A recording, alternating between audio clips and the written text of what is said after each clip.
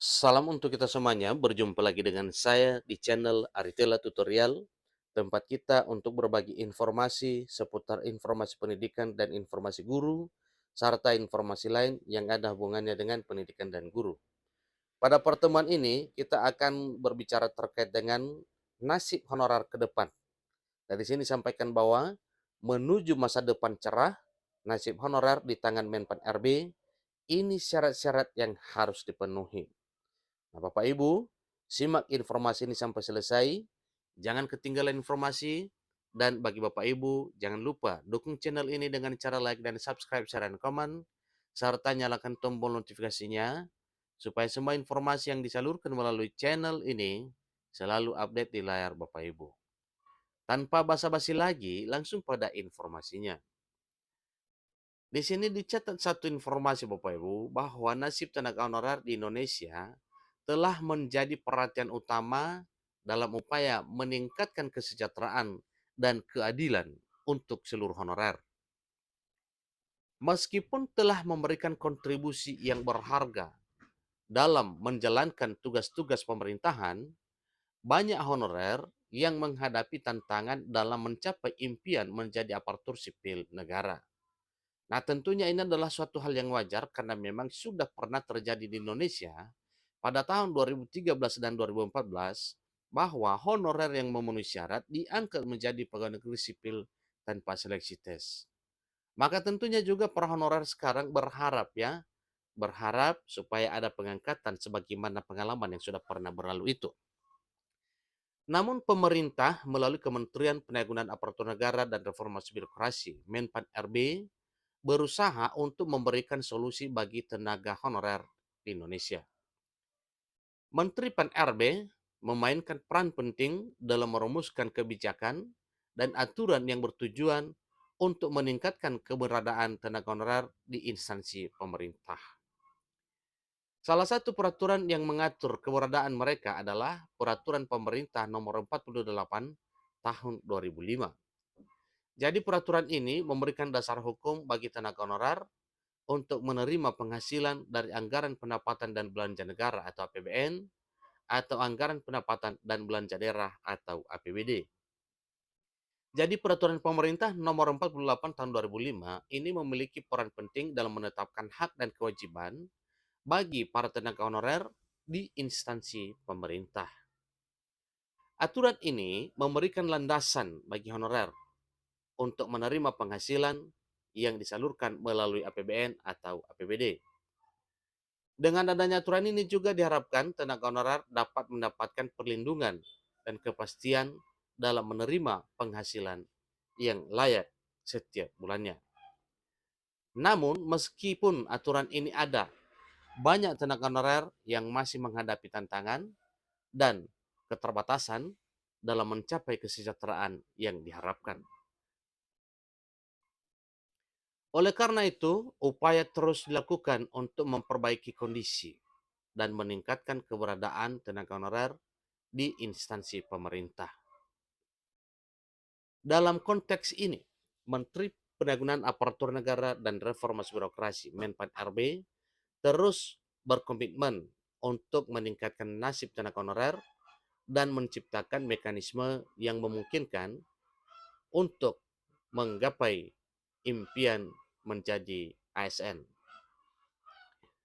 Salah satu langkah yang diambil adalah dengan mengeluarkan surat edaran seperti Surat Edaran Menpan RB bernomor B garing 1511 garing M.SM 01.00 2022 yang juga mengatur syarat-syarat yang harus dipenuhi oleh tenaga honorer untuk diangkat menjadi ASN. Jadi dengan adanya upaya yang dilakukan oleh Menpan RB dan aturan yang mengatur keberadaan tenaga honorer, diharapkan nasib mereka dapat diperbaiki dan keadilan dapat terwujud dalam lingkungan kerja pemerintahan. Seterusnya, dalam upaya untuk mengangkat tenaga honorer menjadi aparatur sipil negara, terdapat 4 syarat penting yang harus dipenuhi oleh para honorer. Yang pertama, yaitu berstatus sebagai tenaga honorer kategori 2 atau THK 2 yang telah terdaftar dalam database BKN dan sedang bekerja di instansi pemerintahan. Untuk dapat diangkat menjadi ASN, seorang honorer harus berada dalam kategori 2 atau TK2 dan terdaftar dalam database BKN. Jadi kalau tidak terdaftar dalam database BKN, berarti keberadaan sebagai honorer K2 itu tidak bakal sah. Jadi wajib selain daripada status honorer kategori 2 juga terdaftar dalam database BKN. Selain itu, mereka dalam arti honorer juga harus sedang bekerja di instansi pemerintah. Artinya, masih aktif melaksanakan tugas sebagai honorer di instansi pemerintah, baik instansi pemerintah pusat, demikian dengan instansi pemerintah daerah. Jadi dengan memiliki status sebagai tenaga honorer kategori 2 atau THK2, maka tenaga honorer ini telah diakui keberadaannya sebagai pekerja yang memberikan kontribusi dalam menjalankan tugas-tugas pemerintahan. Berikutnya, menerima upah atau gaji dengan pembayaran langsung melalui APBN ataupun APBD dan bukan melalui pihak ketiga. Salah satu syarat penting lainnya adalah tenaga honorer harus menerima upah atau gaji secara langsung yang bersumber dari anggaran pendapatan dan belanja negara dan anggaran pendapatan dan belanja daerah. Artinya, hanya bersumber dari APBN dan APBD. Ini menunjukkan bahwa para honorer telah terlibat secara langsung dalam proses administrasi keuangan instansi pemerintahan tempat mereka bekerja. Jadi penting untuk memastikan bahwa pembayaran upah atau gaji tidak melalui pihak ketiga yang tidak berhubungan langsung dengan pemerintah. Poin yang ketiga, dipekerjakan atau diangkat oleh pimpinan unit kerja setidaknya pada tingkat terendah. Syarat selanjutnya adalah tenaga honorer harus dipekerjakan atau diangkat oleh pimpinan unit kerja di instansi pemerintahan. Nah, hal ini menunjukkan bahwa mereka telah mendapatkan pengakuan yang sah dan resmi dan kepercayaan dari pimpinan unit kerja, bahkan jika hanya pada tingkat terendah. Pengangkatan oleh pimpinan unit kerja merupakan indikasi bahwa para tenaga honorer telah memberikan kontribusi yang cukup berharga dan memenuhi persyaratan yang diperlukan untuk mendapatkan status sebagai aparatur sipil negara. Keempat, yaitu memenuhi persyaratan usia, yaitu minimal 21 tahun dan maksimal 56 tahun pada Desember atau pada 31 Desember. Kemudian persyaratan usia yang juga menjadi salah satu faktor penting dalam pengangkatan tenaga honorer menjadi aparatur sipil negara, ini sangat menentukan Bapak Ibu ya.